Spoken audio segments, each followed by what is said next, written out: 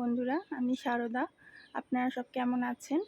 তো এই যে আপনাদের বলেছিলাম আমার একটি মায়ের গাছ আছে বড়। এই যে শেয়ার করছি আপনাদের সাথে।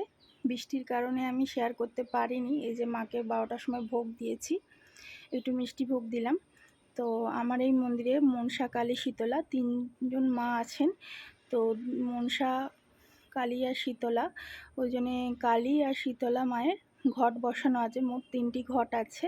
আর এই যে আমাদের দুটো সাপ আছে মায়েরই, তাই একটু শেয়ার করলাম পুজো করার পর, আপনারা দেখবেন।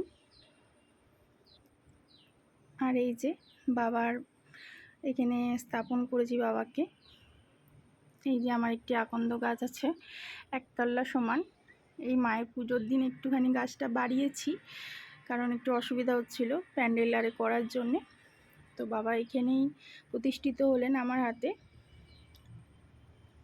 এই যে বাবাকেও ভোগ দিয়েছি, পুজো করেছি। এই যে মাকে এই ঘরে ভোগ দিয়েছি 12টার সময়।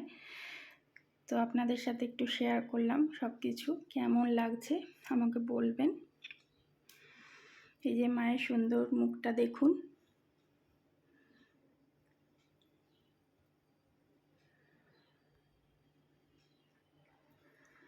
কেমন লাগছে একটু বলবেন। এই যে গোপু সোনা আমার,